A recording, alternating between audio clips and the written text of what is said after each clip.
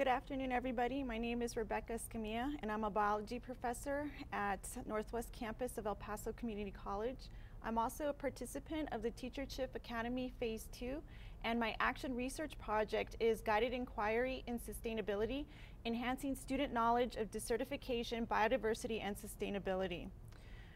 Part of the problem that we're facing today is that dramatic human environmental change is altering our planet and the sustainability of our planet.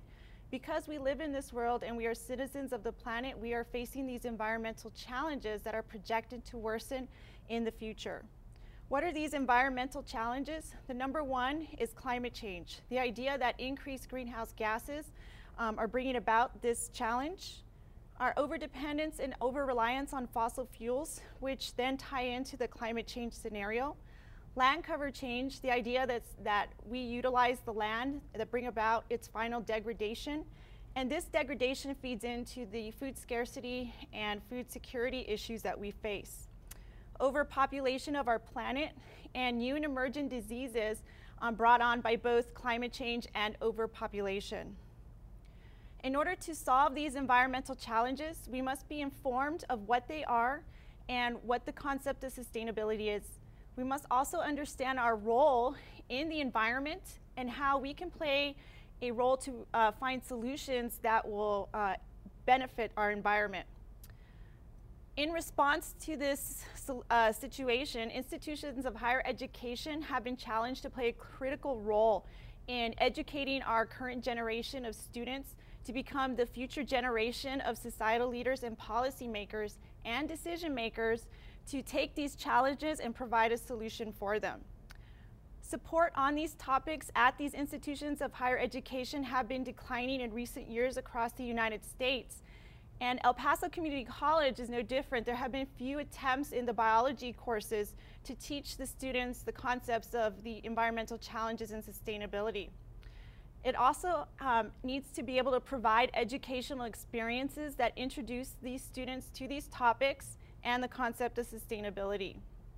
In response to this challenge, I've created a lesson whose goal was to improve or initiate student knowledge and understanding of these local environmental challenges and the concept of sustainability.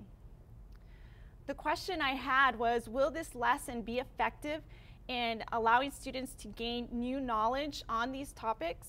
But not only acquire new knowledge, would it change any current attitudes or belief systems that they had on these environmental challenges and sustainability?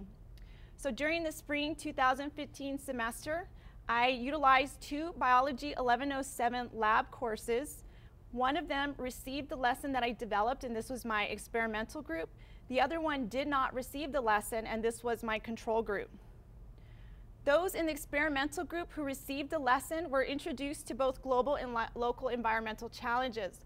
Global in the form of climate change and local in the form of land degradation brought about by desertification.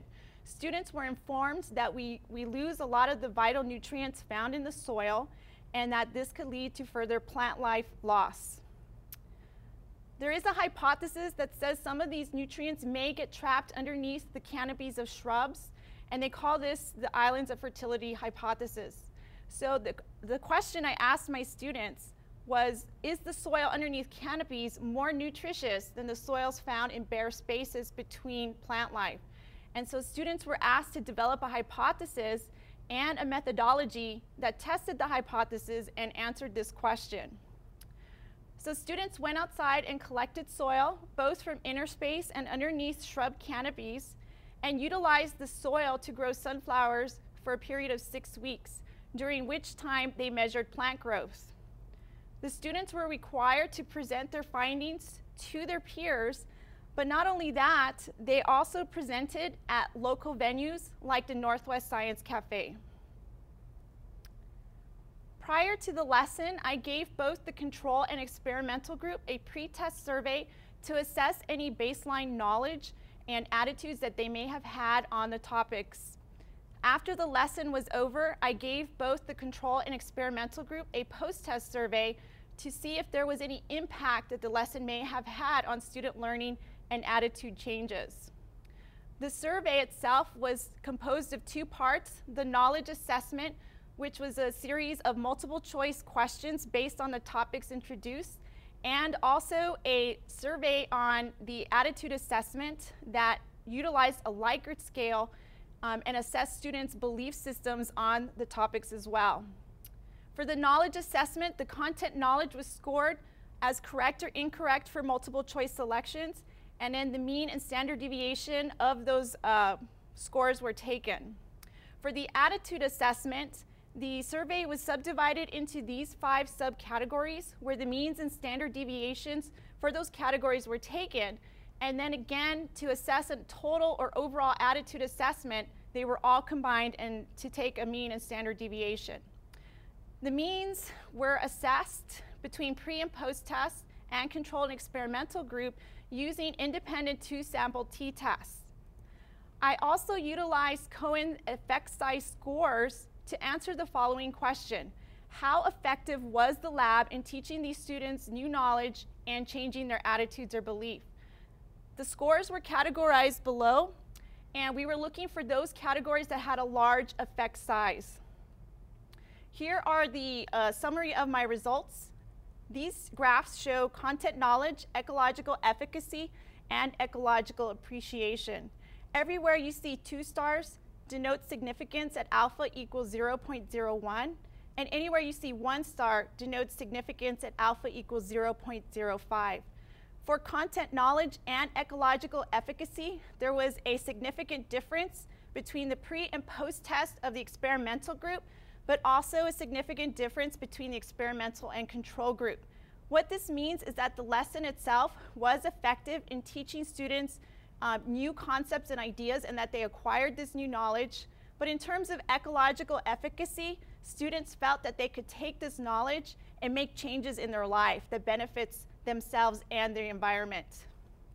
For ecological appreciation, you notice that there's no significant difference between the pre and post test for the experimental group, but a significant difference between the experimental and the control group. What this shows is that my class experimental group just happened to have a higher appreciation for ecology at the beginning, and that my lesson had no impact on those results. We see similar results with statistical appreciation, a significant difference between experimental and control group, but no difference between the pre and post test for the experimental group. Same idea, students came in with already a high appreciation for statistics, and my lesson had no effect on that outcome.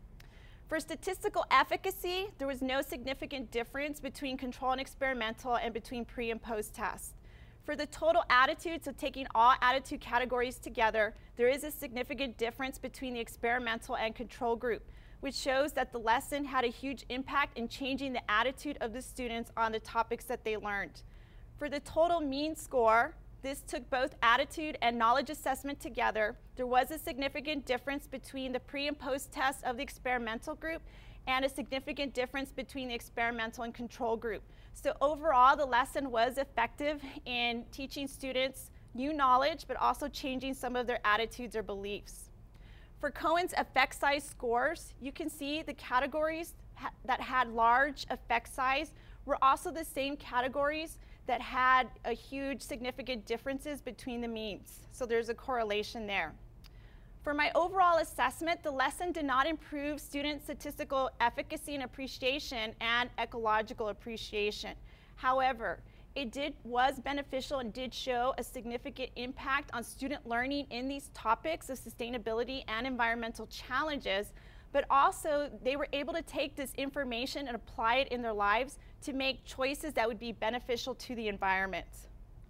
For future directions, I have worked really hard to get this lab placed in our Biology 1107 lab manual. It has been recently accepted and will appear in the new edition coming this year.